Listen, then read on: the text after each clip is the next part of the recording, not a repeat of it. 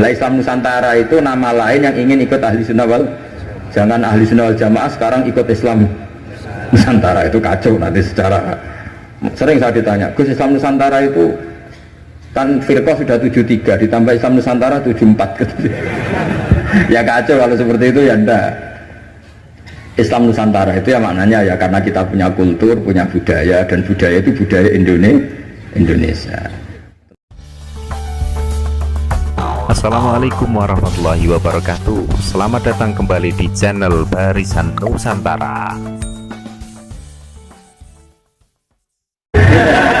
Itu barokahnya Indonesia, milih satu dapat dua. Betul, saya itu punya doanya Mbah Mun. Sebelum wafat beliau itu nyatet doa. Itu diantara doanya itu Allahumma alqi bainahuma ulfatan wa mawaddatan. Ya Allah, jadikan dua tokoh ini, yaitu Jokowi dan Prabowo, Pak Jokowi dan Pak Prabowo, ulfatan, saling asih dan saling mencintai. Dulu ketika masih panas itu saya baca doa itu agak, ini bener gak? Saya Jumat sebelum Yai Haji itu masih ketemu Jumat. Beliau cerita kalau mau ketemu Megawati, terus ketemu Bu Mega hari Sabtu. Ahad beliau terbang ke Mekah, terus Selasanya wafat. Selasa keberapa itu, hari Selasa. Itu diantara doa yang dititipkan sama anak dalam itu, doa itu. Yang baca juga agak-agak, ini yang bener aja doa ini gitu. Terus uniknya doa itu ditutup min abdikal fakir memun zubair. Ya Allah, jangan lihatlah saya, kata Bangun di doa itu, lihatlah saya yang berdoa. Barang kemarin setelah pelantikan menteri ternyata seperti itu saya tambah kagum bahwa kita punya guru seorang wali, jadi doain sesuatu yang mukal saja kesampaian. Doain yang mukal saja sampai cek itu sekarang masih saya simpan tulisan tangannya Mbah Mun. Itu dulu diberikan anak dalam. Kalau saya itu menerima wasiat jadi pengurus, jadi beberapa kali saya ditawarin jadi pengurus PBNU, saya nggak mau, sampai berkali-kali nggak mau. Hanya PBNU tidak kurang akal pakai tangannya Mbah Mun supaya agak maksa saya. Karena saya memang dari dulu nggak punya rencana jadi orang besar, biasa aja, kayak jenengan itu kan enak. Mau ngopi santai, mau melarat ya pantas, mau keliru ya pantas karena ada kiai itu. Jadi enak lah. Jadi kiai itu kan tidak enak. Nak ramangan jual lesu tapi nak keliru disalahkan orang akeh. Nah, sampai nak salah dimaklumi. Jadi enak. Pokoknya masyarakat awam itu enak. Terus jadi kiai ruginya gini, misalnya saya orang alim alamah, ada pengumuman Gus Pak masuk surga, nanti pengumuman kedua itu mengecewakan dan para penggemarnya, memang aturannya. jadi rugi sebetulnya, karena memang aturannya gitu, para wali, para orang alim ini kan dapat masuk surga, tapi pengumuman kedua itu dan itu nggak ada syaratnya, pas para penggemar itu nggak ada syarat. Siapa saja bisa. Makanya terus banyak orang jalan pintas, nggak mau alim sendiri ya, penggemar Gus Pak aja. Itu sebetulnya oportunis, itu orang nakalan lah kira-kira gitu. Terus akhirnya saya ditimbali beliau, kata beliau menyuruh saya supaya mau jadi diantara jajaran Suriah. Yang unik dari wasiat beliau itu bukan masalah Suriahnya. Kata beliau, Indonesia itu harus kamu jaga, bila perlu nanti di lembaga dakwah NU itu melibatkan orang macam-macam dari partai macam-macam, termasuk partai PDI. Terus ketika tak tanya kenapa ya, sing iso jogo Indonesia itu nasionalis dan religius, dan yang menjaga ini penting, kata beliau. Ojo sampai Indonesia itu dosa paten pinaten. Carane ya aku kudu rukun mbek Megawati dan mewakili kaum religius dan nasional. Kalau paten pinaten repot kayak Mesir, Syria. Jadi fikihnya Mbah Mun itu jangan dilihat misalnya seorang kiai ketemu megang, enggak. Lihatlah ini satu ikhtiar supaya Indonesia itu damai. Kenapa? Indonesia. Saya termasuk santri yang akhirnya mencari-cari argumentasi itu. Singkat cerita, saya nyari itu di khazanah-khazanah kitab dan ketemu, yaitu Rasulullah pernah berdamai dengan Suhail bin Amr. Suhail bin Amr itu tokoh kafir Quraisy yang bisa mengendalikan Quraisy. Sekali dia komando perang maka perang, padahal posisi Nabi sudah di Hudaybiyah, kira-kira 25 kilo dari Mekah. Itu kalau perang pasti banyak korbannya. Dan itu semua perjanjian merugikan Nabi, tapi diterima saja asal tidak terjadi saling bunuh, saling chaos, saling kolek. Itu yang ditiru Mbah Mun. Tapi sekarang orang enggak, kadang pakai hitam putih. Pokoknya saya putih pasti benar, ini hitam pasti salah. Yang dilupakan adalah kalau betul orang lain itu hitam, ini pun tanggung jawab kita, karena ini juga umatnya Rasulullah Shallallahu Alaihi Wasallam. Sekarang ketika kamu melihat orang salah, itu jika itu bagian dari keluarga kamu, inginnya memberi sanksi apa membenahi? Membenahi. Makanya dalam sebuah kitab yang diceritakan Sarah Hikam, kitab paling terkenal di kalangan pesantren, kitab Hikam. Dan cerita itu benar menurut saya. Ini cerita yang versi kitab Hikam. Nabi Ibrahim diterbangkan ke alam malakut, terus melihat para pezina. Allah tanya, menurut kamu diapakan? Bunuh saja ya Allah, mereka makan rezeki engkau tapi tidak mengindahkan aturan kau, mereka pezina. Sama Allah diturutin. Terus dilihat lagi para pemabuk. Menurut kamu gimana, bunuh saja, mereka itu hamba engkau, makan dari rezeki engkau tapi tidak mengindahkan perintah engkau. Sampai sekian bentuk maksiat, Ibrahim usulnya bunuh saja, habisi saja. Lama-lama suatu saat, ini cerita yang di Sarah Hikam, Ibrahim disuruh nyembelih Ismail. Yang terkenal dalam riwayat memang yang disembelih itu siapa? Ismail. Meskipun ada perdebatan ulama apa Ismail apa Ishak, tapi kita milih yang Ismail saja. Umumnya orang meyakini itu siapa? Ismail. Nabi Ibrahim itu kagetnya bukan main, ngetek. Ya Allah, yang benar saja, ini samratu fuadi, ini buah hati saya, kenapa engkau suruh membunuh? Jawabannya Allah, Ibrahim, kamu ingat gak ketika kamu melihat orang-orang maksiat usul ke saya supaya dibunuh ya Allah. Kata Allah, aku itu ya gelo, itu sing gawe aku enak wae usul kon matan-mateni. Kon saiki anakmu sing gawe aku takon mateni iki keberatan. Nangis Nabi Ibrahim. Ini pelajaran bagi kita. Kowe nek ora misale nyuwun sewu cah wedok nganggo sepeda motor luwanan wis buwanter. Anake sapa luput suruh. Tapi nek jelingno, oh niku ponakane jenengan. Mesti gitu. Sebetulnya keantian kita pada maksiat itu bukan karena maksiat, plus orang itu tidak warga kita. Gayanya saja kamu tegas, sebetulnya enggak juga. Gitu. Jadi ini pelajaran bagi kita. Coba misalnya gini, ada orang salah koruptor, kamu mesti benci sama koruptor. Coba bayangkan kali itu anak kamu, mesti dungo ya wong mungkin buatan konangan. Nah, sama. Ini masalah Rasulullah itu melihat semua umatnya adalah anaknya. Sing lagi abangan, sing lagi setengah abangan, sing hitam, semuanya adalah Maka kalau ini semua umatnya melihat orang abangan, ya pikirannya itu memandu mereka tobat, bukan malah dianggap kafir. Makanya kita menolak faham takfiri, faham yang mengkafirkan orang lain. Karena ibaratnya faham takfiri itu enggak rasional, secara fikih enggak rasional. Allah yang Tuhan saja, yang punya semuanya, itu jelas ngendikan qul ya ibadiyalladzina asrafu ala anfusihim la taqnatu mir rahmatillah. Terus ayat wa anibu ila rabbikum. Orang-orang yang sudah melampaui batas oleh Allah dipanggil, ayo kembali ke saya kembali. Kemudian orang-orang takfiri ini, orang-orang ekstremis ini, hamba Allah yang sedang maksiat dianggap tidak Islam atau keluar dari area kemukminan. Wong yang Allah Tuhan saja yang di luar disuruh masuk. Ini yang sudah masuk malah disuruh keluar.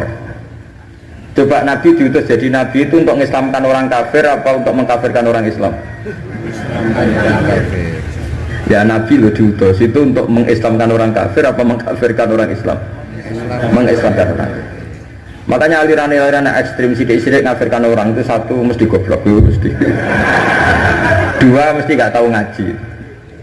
Tiga terlalu semangat tapi khazanah ilmunya itu pas-pasan. Karena tadi kebencian kita ini pasti ada unsur dengan tanda kutip nafsu. Ya tadi kamu benci sama cah wedok sing kuwatokan cekak sepedaan motor buwanter. Bareng mbok pisoi jebule wong ayu banget seneng kowe. Kira-kira masih misoi ndak gitu. Itu mesti atau gini, kamu benci sama orang yang nyulayani janji. Zaid tidak janji sama kamu mesti marah. Janjian kok gak rene gini-gini. Coba Zaid itu orang yang ngutangi kamu. Berani nggak ngumpat-ngumpat Zaid meskipun nyulayani janji? Zaid itu orang yang memberi utangan kamu 10 juta, terus janjian nyulaini janji, bisa enggak kamu bentak Zaid? Terus gak ditagih seweneng. Artinya ketika kamu disulani janji marah itu mesti gini, sudah nyulaini janji plus tidak berjasa. Nah ini yang kita dapat kearifan dari Nabi Ibrahim. Saat kita enak saja usul orang maksiat dibunuh, dimatikan oleh Allah, itu plus mereka kebetulan tidak anak kita. Coba andaikan zaman di alam malakut Ibrahim tahu yang nakal itu anaknya, apa kira-kira usul demikian? Nah makanya ini jaga kearifan kita, bahwa bayangkan orang lain itu keluarga kita. Makanya kearifan dari bapak saya, bapak itu senangnya kancanan orang macam-macam, masuk musim bulat-bulat. Terus setiap saya tanya, kenapa pak?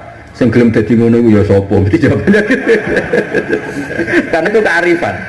Sing gelem dadi ngono iku santrinya bapak dulu yang bulat ya banyak. Kiai iku bengkel, nek ora gelem dadani barang rusak ya ora usah dadi apa? Kiai. Makanya saya ini keterusan, saya termasuk jenis kiai yang enggak tegas. Tapi karena kearifan. Kiai yang terlalu tegas itu biasanya enggak pati arif. Ya tadi, bayangkan itu anak kamu. Kepengen ngaji malah diboyong. Cara itu anakmu. Pak Yai memberi kepengen didadani malah jiran. Jadi ini pelajaran bagi kita. Jadi coba khazanah-khazanah itu jangan sampai hilang. Memang ada banyak riwayat tentang Nabi Ibrahim menyembelih Ismail. Sebagian kitab meriwayatkan bahwa Ibrahim itu saking senangnya sama Allah. Ditanya Ibrahim, andaikan kamu punya sapi sekian, kamu korbankan untuk saya enggak? Iya ya Allah, untuk taqarrub ilaika. Kurban ini maknanya satu prosesi ibadah untuk mendekatkan diri kepada Allah. Mana ada terima sapi unta, nak jenengan nyuwun anak kula mau tak korban. Terus dites tenan disuruh nyembelih apa? Ismail. Tapi saya lebih cocok sama riwayat yang diterangkan di Syarah Kitab Hikam tadi. Jadi beliau ngalami kasaf, diangkat kasaf itu satu kemampuan untuk melihat alam gaib. Kemudian dipertontonkan Allah alam malakut. Terus Ibrahim main usul supaya orang-orang itu dihabisi. Suatu saat itu tadi diingatkan Allah, coba anak kamu sembelih. Lu gimana ya Allah, ini samratu fuadi buat saya. Terus kata Allah, ketika kamu usul langsung tak turuti, kok saya usul kamu pikir-pikir katanya. Tapi ini anak saya, lah memang yang saya bunuh itu hamba siapa, itu juga hamba saya kata Allah. Nah semenjak itu Ibrahim jadi halim. Ibna Ibrahim malah halimun awwahumunib. Semenjak itu dia jadi halim, beliau jadi halim. Halim itu mudah memaafkan. Dulu enggak ya, agak-agak temperamental. Makanya dalam tafsir diterangkan ketika Ibrahim ekstrim mematai beberapa berhala itu di Quran dijelaskan sami'na fatay yazkuruhum yuqalu lahu Ibrahim. Fatan itu anak muda, jadi gejolaknya masih kuat sehingga frontal. Tapi ketika Ibrahim sepuh itu semua proses dakwahnya itu halus. Ya kira-kira mirip Wali Songo. Tapi itu bahasa yang salah ya, Wali Songo yang mirip Nabi Ibrahim nanti. Makanya yang benar itu mazhab ahli sunnah wal jamaah. Lah Islam Nusantara itu nama lain yang ingin ikut ahli sunnah wal. Jangan ahli sunnah wal jamaah sekarang ikut Islam Nusantara, itu kacau nanti secara. Sering saya ditanya, Gus Islam Nusantara itu kan firqah sudah 73 ditambah Islam Nusantara 74 gitu. Ya kacau kalau seperti itu ya enggak. Islam Nusantara itu ya maknanya ya karena kita punya kultur, punya budaya, dan budaya itu budaya Indonesia. Tentu misalnya orang Arab pakai jubah itu ya sunat, kita yakini sunat. Tapi orang Indonesia ya sudah cukup pakai hem, itu juga sudah sunat. Jangan kayak orang Madura, karena kalau yang jubahan kiai ke Arab Saudi, supir taksi dicium, tukang angkot dicium, karena semuanya pakai apa? Jubah. Itu guyonannya orang Madura kan? Setelah di sana jubah lo itu pakaian nasionalnya orang Arab. Oh iya iya. Makanya kalau melihat film Arab itu bingung karena yang soleh sama penjahat sama-sama macaknya seperti itu. Kalau film Indonesia kan gampang, yang preman tatonan pakai celana jeans sobek-sobek, yang kiai pakai koko kan enak. Ini yang soleh ini enggak. Kalau film Arab bingung. Makanya kalau orang abangan lihat film Gus sing Abu Jaldi karena karena itu film Arab repot, film Arab itu. Dan lucunya orang-orang Arab itu meskipun fasik itu kalau sumpah ya bilang wallahi. Itu yang sering haji sering umrah kan tahu, orang Arab kalau marah siapapun ya bilang apa? Wallahi. Nah itu maksudnya Nusantara. Tentu kita tetap yakin pakai jubah itu sunat, pakai seperti itu sunat. Tapi nggak usah berlebihan, terus harus seperti itu. Karena kewajiban kita yang penting adalah satrul aurat nutupi aurat, meskipun dengan cara negara masing. Nah, negara masing-masing ini kemudian oleh kiai kadang diistilahkan apa Islam Nusantara. Sama lihat kan ulama-ulama Turki ya pakai turbus, pakai peci, yang ulama Rusia ya pakai baju khas Rusia. Ya semuanya pakai khas daerah masing-masing dan itu nggak masalah. Karena kata Allah wa ma arsalna mir rasulin illa bilisani apa kaum. Semua rasul itu punya tradisi sesuai tradisi kaumnya masing-masing. Tentu tradisi yang positif. Jadi nggak perlu diperdebatkan. Tapi tetap saya ingin berkeyakinan bahwa pakai jubah itu ya sunat, pakai hem ya sunat, pakai pakaian ala Indonesia yang santun itu juga apa? Sunat. Karena sakofah itu satu tradisi. Nah, bayangkan kalau tradisi itu terjadi di perdamaian, kayak tadi Tepo Seliro.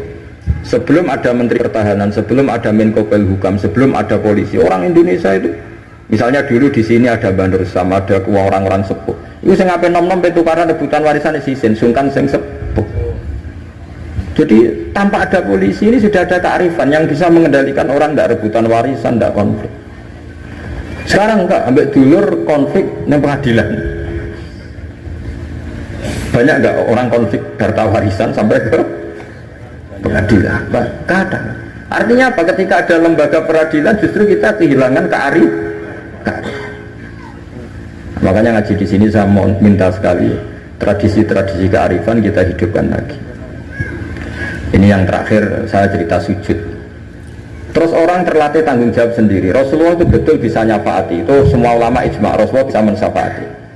Tapi ketika anak dalam, kalau mungkin bahasa sekarang itu pembantu, anak dalam lah kalau dalam bahasa pesantren, itu ditanya, engkau mau nikah, engkau mau boyong, kamu minta saya apa? Ya Rasulullah saya kasih waktu 3 hari untuk menentukan saya minta apa. Setelah 3 hari anak itu ketemu Rasulullah, as'aluka murafaqataka fil jannah, saya minta supaya jadi temanmu di surga. Nabi tanyanya unik, kamu diwarai orang apa karena kamu sendiri? Jadi Salam Bara, salam Barisan Nusantara. Wassalamualaikum warahmatullahi wabarakatuh.